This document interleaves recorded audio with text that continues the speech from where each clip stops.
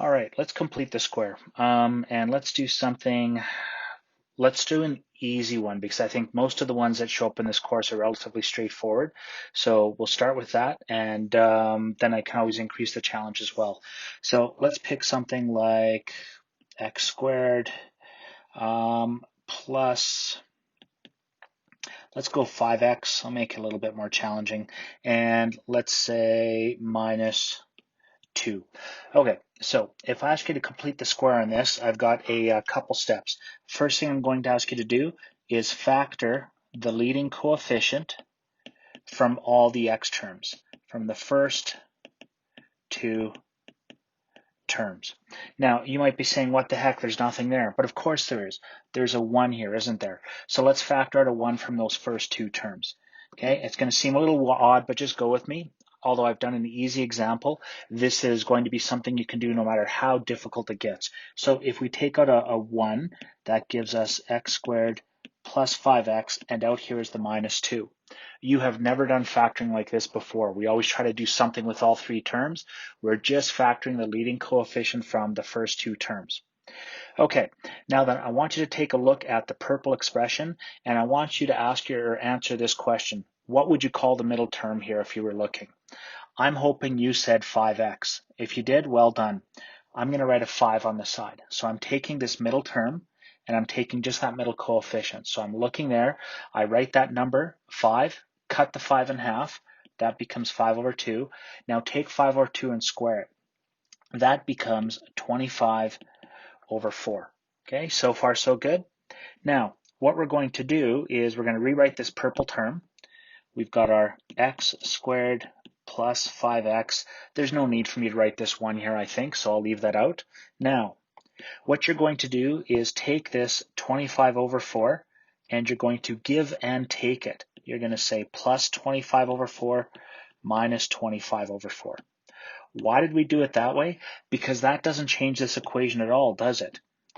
If I gave something 25 over 4 and then I took that away, that means nothing's happened. It's 0. I added a number, but then I turned around and took that number back.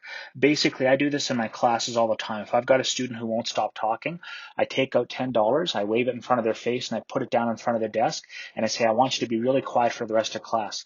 That student is so quiet for the rest of class, at the end of class, I come back and I take my $10 back. I did not do anything wrong. I gave it $10, I took it $10, and I did that to serve a purpose. That's exactly what we're doing here when we go plus 25 over 4 minus 25 over 4. Now, don't do the other way. Don't take 25 over 4 and then give 25 over 4. Make sure you're always adding before subtracting. Because imagine if I walked into class and I took $10 from a student and said, you better be quiet all class, and then gave them $10 back at the end of class. I've done something seriously wrong there. So don't take then give and take. Always add then subtract. Okay, now our next step is going to be x squared plus 5x plus 25 over 4, and I'm going to close this bracket. Why? Because I need to kick out the take. I need to kick out the part that you're subtracting. Get out of those brackets, please. Now, here's the catch. This is why I kind of paused at the beginning of the video. I didn't know how challenging I should make this. Remember this leading coefficient at 1 that I said I wasn't going to write? We didn't kick this negative 25 out by itself. We kicked it out whatever this number is here. So those have got to multiply.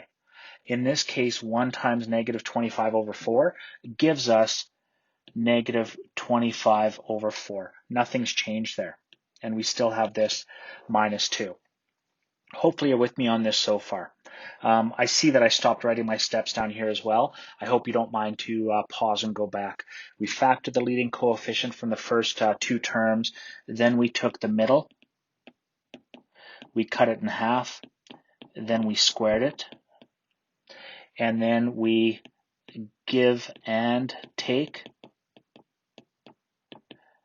the square term. Always give and take, and we always give and take this last number here. And now the last thing we're going to do is we are going to simplify. So we're going to factor using the half. Now you might be thinking, forget that, Vassus, I'm out of here. Nobody is going to factor this in their right mind. It's so easy, I promise you. If you love factoring, this is easy. If you hate factoring, this is easy, because all you have to do to factor this expression here is write x, close the bracket with a square. Now, what the heck is the number that we are going to add or subtract right here? It's this half number. It's always this number here. So what is this? This is a plus 5/2.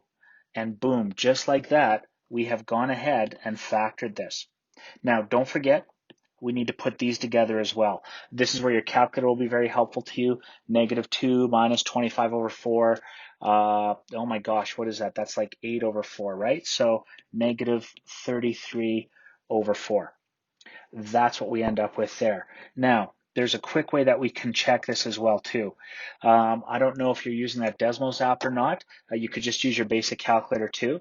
But if I go to my Desmos app right here and just give this a second.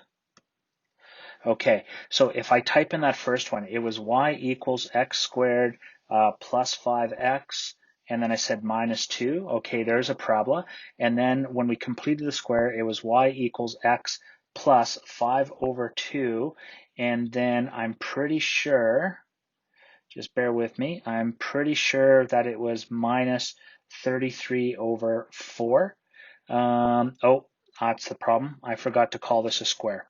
There we go. Okay, so you could use your TI-84 for this, or you could use this Desmos app if you want. Look at that. The graph is blue. Now it's red. The graph is blue. Now it's red. So you see what's happening here is the red graph is this y equals x squared plus 5x minus 2. In blue, it's this one here. Now, you might be thinking, this is awesome. I'm going to use the Desmos app all the time.